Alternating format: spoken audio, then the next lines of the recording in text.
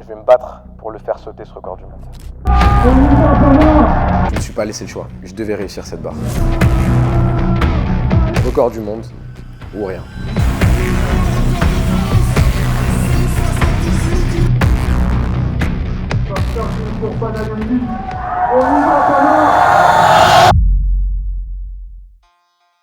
Avant de pouvoir monter sur le plateau et tenter de réaliser mon objectif, à savoir battre le record du monde de ma catégorie, en powerlifting, il faut déjà faire le poids. La règle est la suivante. 2 heures avant la compétition, l'athlète doit se présenter et valider la pesée de sa catégorie. Dans mon cas, je suis en moins de 66 kg. Il faut donc que je me pèse à 66 kg ou en dessous de ce poids indiqué 2 heures avant mon échéance.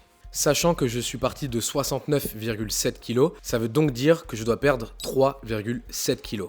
Pour perdre ce poids, je passe par plusieurs processus. Déjà, premièrement, il y a un processus de déshydratation en amont au niveau alimentaire qui s'appelle le water cut et le food mass. L'objectif est simple, remplir mon corps d'eau pour ensuite le vider le plus possible de cette eau.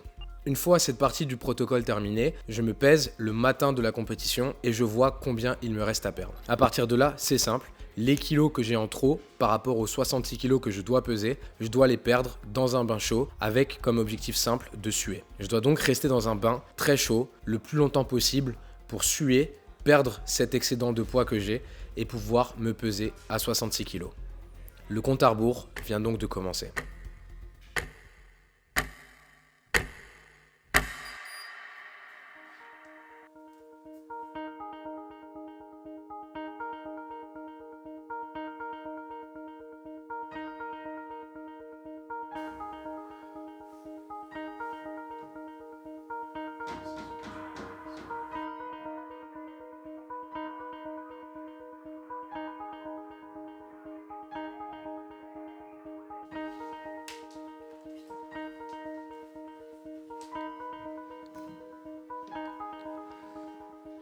Non, en vrai, ça se passe bien.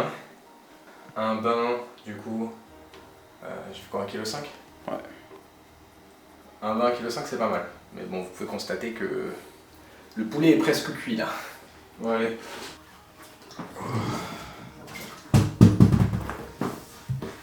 Tu me tiens la serviette ?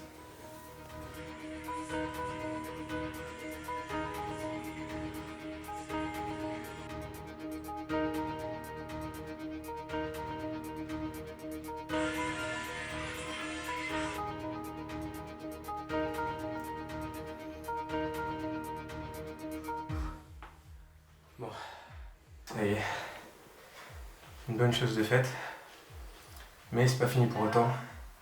Maintenant, il faut que je régule ma température corporelle.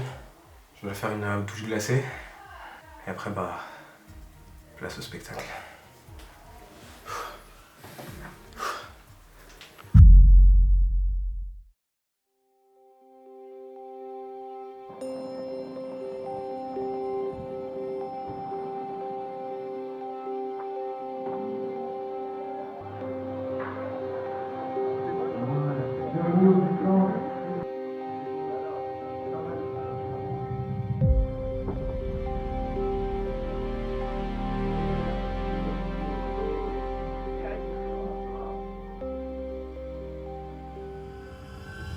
Au moment de commencer à squatter, j'ai eu un problème. Le problème, c'est que vu que je suis parti d'un poids un peu plus élevé, j'ai dû perdre un petit peu plus d'eau que prévu. Et donc, vu que j'ai perdu plus d'eau, au moment de la phase de réhydratation, il fallait que je boive plus que ce que j'avais prévu. Et lorsque je me plaçais sous les barres au squat lors de la phase de chauffe, je sentais que au moindre faux mouvement, j'étais à 2 doigts de vomir. Et le problème, c'est qu'en power, il y a ce qu'on appelle le bracing, qui est une technique qui consiste à augmenter au maximum la pression intra-abdominale pour pouvoir optimiser et maximiser la production de force au squat ou au deadlift. Et du coup, puisque j'avais bu plus que d'habitude pour ma phase de refeed, du coup, j'étais incapable de gainer correctement et ça m'a quand même beaucoup perturbé. Donc à partir de là, ce que j'ai fait, c'est que j'ai légèrement baissé ma barre de départ pour me permettre d'être sûr de réussir le squat. Parce qu'une chose est claire, pour réussir l'objectif que je me suis fixé, battre le record du monde, il me fallait absolument un squat à au moins 250 kg, puisque en dessous de 250 kg, c'était absolument impossible. Donc c'est simple, je devais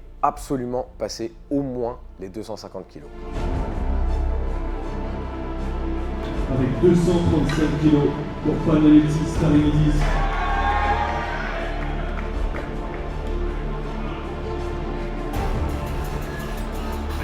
premier squat.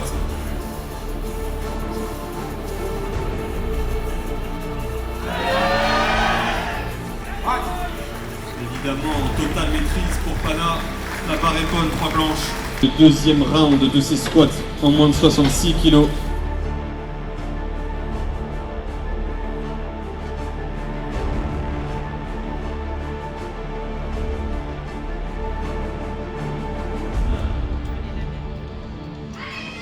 Allez, Pana.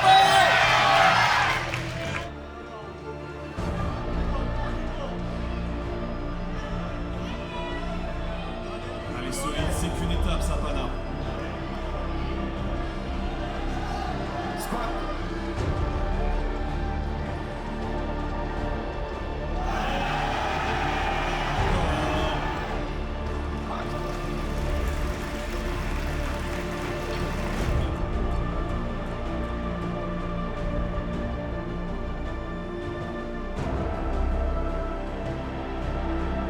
Le open. Dernier essai au squat, tentative de record de France. Et Pana, on est concentré sur la mission. Squat. Allez, jusqu'au bon tien. Allez, encore. Donc c'est sur cet échec à 253 kg que vous venez de voir que le squat s'arrête pour moi. Pour être honnête, à ce moment-là, je suis un peu frustré, je suis un peu déçu parce que après les 250, j'étais sûr que j'allais passer les 253. Et je me suis dit, ok, j'ai sécurisé, j'ai validé le truc avec les 250 kg, je vais pouvoir continuer à dérouler le plan pour battre le record du monde. Mais j'étais persuadé que j'avais les 253 kg, ça aurait été un nouveau record de France, du coup ça aurait été ma meilleure performance en compétition. Et ça m'a pris un peu de temps pour accepter ça. En fait, ce jour-là, j'étais pas là que pour le squat, j'étais là pour le total. Et je me suis dit, ok, t'as pris les 2-3 minutes dont tu avais besoin, t'es frustré, passe à la suite. Une fois que le squat a été échoué, bah maintenant, il faut vraiment bien se rattraper au bench. Et encore, je dis échoué, mais j'ai validé les 250 kg qui était la barre dont j'avais absolument besoin pour qu'on puisse ne serait-ce qu'avoir la discussion du record du monde. Donc du coup, j'étais frustré, mais je me suis dit, ok, j'ai fait le minimum syndical que j'avais à faire sur le squat. Maintenant, place au bench.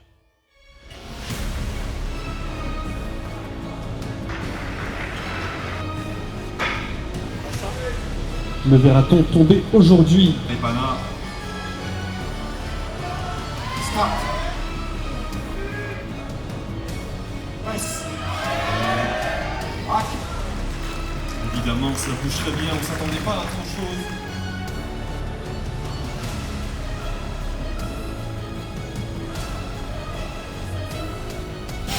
Barre chargée à 176 kg pour Panayotis. Et c'est maintenant. Squat. Press. Allez, encore. Et quelle bataille, mesdames et messieurs, de Panayotis.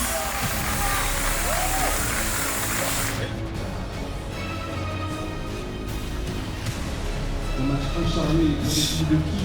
Pour une nouvelle tentative. On sort pas de ce plateau sans avoir tout donné, tout essayé. Pana, c'est maintenant. Squat. Press. Allez, encore. Et quel grind, mesdames et messieurs, quelle bataille de Panayotis. Et la barre est bonne, 3 blanches. Nouveau record de France. 178 kilos pour Panayotis Dagnidis.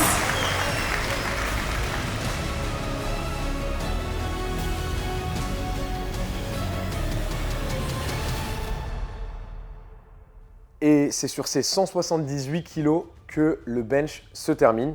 Et là, pour le coup, je suis plutôt content parce que j'ai fait 2 fois le record de France. Première fois avec ma tentative à 176 kg que j'ai validé. Deuxième fois avec les 178 kg. Et je bats mon meilleur bench en compétition après m'être entraîné comme un fou pour le mouvement. Donc pour être honnête avec vous, le bench, je pense que ça se verra de toute façon sur les images. Ça m'a chauffé, j'étais hype. J'étais vraiment très concentré dedans. Je me suis dit, ok, on a eu le loupé de peu au squat, mais c'était un loupé quand même. Il fallait revenir fort, il fallait se rattraper au bench. Et c'est chose faite. Donc là-dessus, j'étais plutôt content. Mais je savais que Maintenant, tout allait se jouer au deadlift. Et le problème, c'est que le deadlift, j'ai pas fait une mauvaise prépa, mais j'ai pas fait une bonne prépa non plus. J'étais pas du tout sur mon meilleur niveau, j'étais pas sur mes meilleures sensations au deadlift. Et avec ce que j'avais fait au bench, il me fallait 285 kg pour pouvoir battre le record du monde. Donc à partir de là, c'est simple, 285 kg, record du monde ou rien.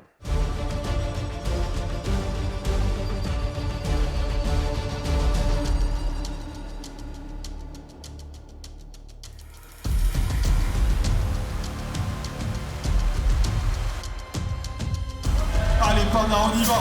Ça commence dès maintenant, Pana, on y va. Il faut être convaincant pour aller chercher quelque chose après, on y va. Allez.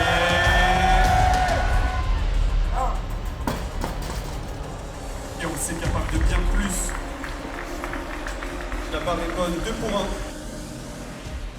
J'ai pris ma première barre de départ à 270 kg.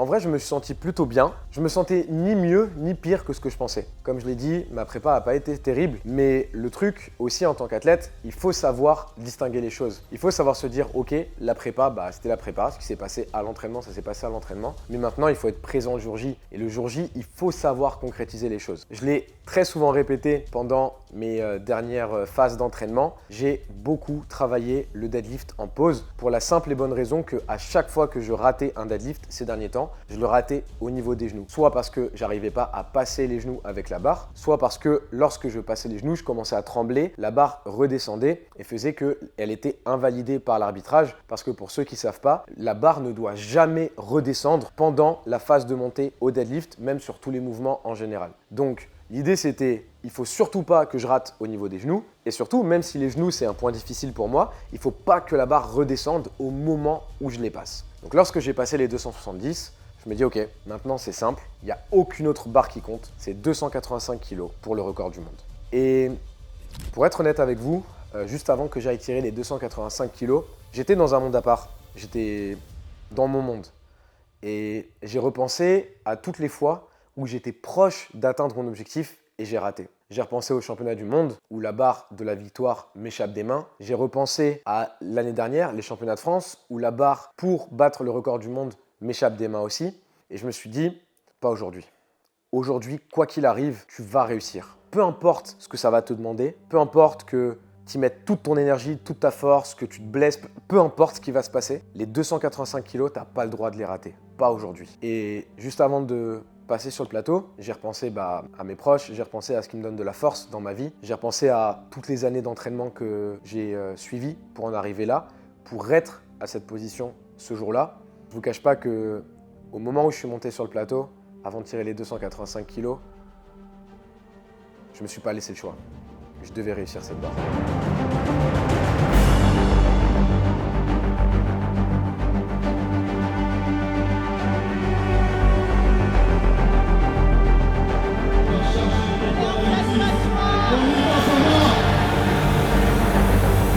C'est le moment que tu attendais, c'est le moment qu'on attendait tous. On va aller chercher ce record du monde. C'est pour 713 kilos cette barre, c'est pour 713 de total, Pana, on y va.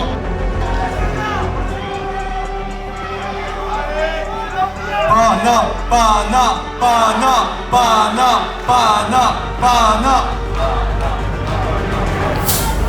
Allez, Pana. Allez, encore, oui. Et il est parti la graine comme on l'en sait capable. La décision des arbitres, point gauche. Indéniablement. Record du monde officieux. Au total, 713 kilos enregistrés en compétition.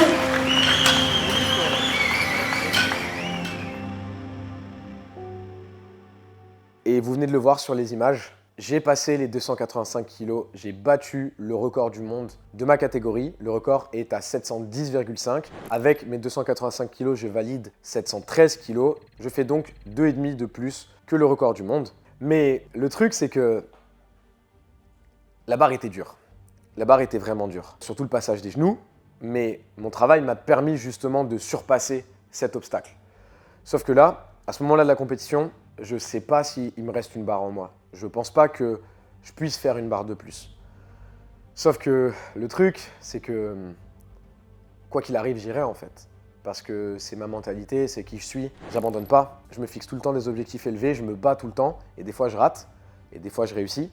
Donc autant les 285 kilos, c'était une réussite, et j'aurais pu m'arrêter là, et autant j'arrivais pas à me dire, alors qu'il te reste une barre, tu vas pas aller la faire. Parce qu'à ce moment-là, si je suis en compétition et que je dois passer cette barre pour gagner, ben, il faut que j'y aille. Il faut que j'y aille avec de la hargne, il faut que j'y aille avec l'envie et la croyance que je vais réussir cette barre quoi qu'il arrive. Donc du coup, j'ai eu une demi-seconde d'hésitation où je me suis dit, est-ce que je vais tirer sur une autre barre alors que je pense que j'ai pas grand-chose de plus en moi. Ouais, j'y ai pensé pendant une demi-seconde et je me suis dit non, c'est pas qui je suis. Quoi qu'il arrive, il faut que j'aille tirer sur la prochaine barre. Parce que si jamais j'en avais besoin en compétition un jour, il faut que je tire dessus en fait, tout simplement.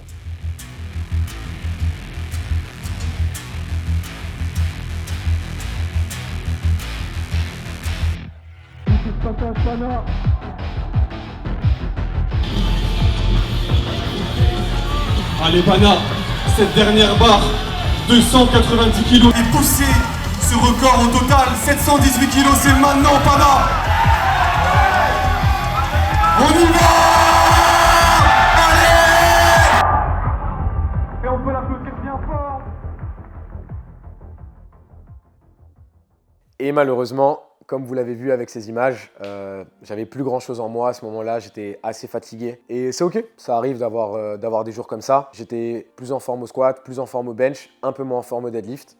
Et donc avec les 285 kilos, c'est là que je valide les 713 kilos total, qui est mon meilleur total en compétition, qui est, comme je l'ai dit, du coup, le record du monde. Et maintenant, je peux le dire, et c'est d'ailleurs ce que j'ai crié à la fin de mon deuxième deadlift à 285, pour ceux qui se demandent, j'ai crié « on l'a fait » parce que on l'a fait. J'avais dit que quoi qu'il arrive, j'allais battre le record du monde. Je l'ai battu, je suis content. Maintenant, il y a deux choses. Déjà, premièrement, le record n'est pas officiel. Pour ceux qui demandent pourquoi, parce que pour battre un record du monde officiellement, il faut réaliser la performance en compétition internationale. Donc par exemple, championnat d'Europe ou championnat du monde. Et là, c'était un championnat de France. Donc lors des championnats de France, on peut battre que les records de France. Et pour battre un record d'Europe ou un record du monde, il faut le faire au niveau mondial. Mais à côté de ça, c'est un record de France officiel pour le coup, et c'est un record du monde non officiel. Donc ça, c'est la première étape, comme j'ai dit. Et la deuxième étape, c'est que je suis content. Et pour la première fois de ma vie, en tant qu'athlète, je m'autorise à être un peu content. Mais à côté de ça, c'est pas suffisant. À côté de ça, je pense que je suis plus fort que ce que j'ai montré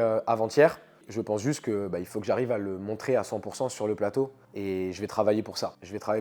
Pour rien vous cacher, je suis déjà retourné à l'entraînement. Ceux qui me connaissent doivent probablement s'en douter. Mais c'est parce que c'est ma mentalité en fait. C'est qui je suis. En fait, le power et la force, c'est une quête infinie.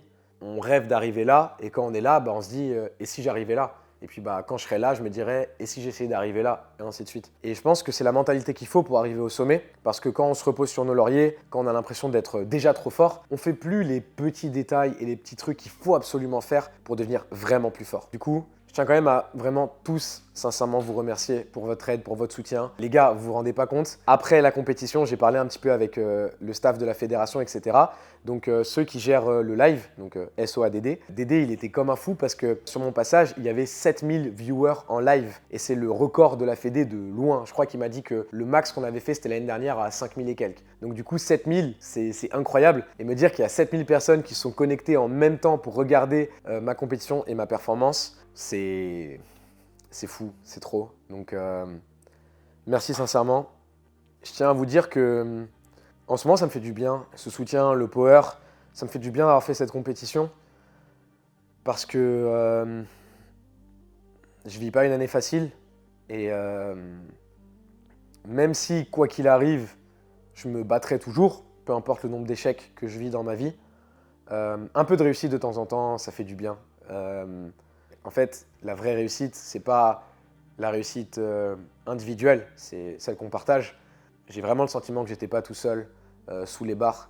J'ai vraiment le sentiment que vous étiez derrière moi, avec moi, mes proches, mes sponsors, qui me permettent de m'entraîner à 100%. Donc ouais, c'est une petite victoire collective. C'est un record du monde qu'on a fait tous ensemble. Et pour ça, je tiens vraiment à vous remercier du fond du cœur. Mais loin d'être la fin, c'est le début. Cette année, je le rappelle, mais c'est ma plus grosse saison sportive parce que du coup, il y a les World Games qui sont les JO des sports qui ne sont pas aux JO. Donc au mois d'août, je participe aux World Games et les World Games, ça a lieu tous les 4 ans comme les JO. Donc si ça se trouve, c'est la première et dernière fois de ma vie que j'y participerai. On ne sait jamais. Pour moi, c'est vraiment une année très spéciale et c'est l'année où il faut que je sois le plus fort. C'est l'année où je dois le plus m'entraîner, c'est l'année où je dois le plus progresser. Merci vraiment du fond du cœur à tous ceux qui m'ont suivi encore une fois. Et on a encore beaucoup de choses à faire. Ouais, on a beaucoup de choses à faire. Je vais finir sur ça. Ma mentalité, ma philosophie, c'est que peu importe combien de fois on échoue, peu importe si à un moment on n'est pas assez fort, le travail finira toujours par payer. Toujours. Peu importe les circonstances, si vous vous entraînez, vous arriverez toujours à remonter la pente. Je suis tombé un peu de la colline lors de ces championnats du monde. J'étais champion du monde en titre, j'ai fini 3e. Et là, cette compétition est un pas en avant. Et maintenant, il ne me reste plus qu'à faire quelques autres pas comme ça et être fin prêt pour les championnats du monde. Pour ceux qui veulent suivre cette aventure, vous savez quoi faire. Abonnez-vous pour ne rien louper. Et cette saison, on va tout récupérer. Cette saison, on va tout leur prendre, même leur goûter. Mais surtout, on va reprendre le titre mondial. À la prochaine les boys.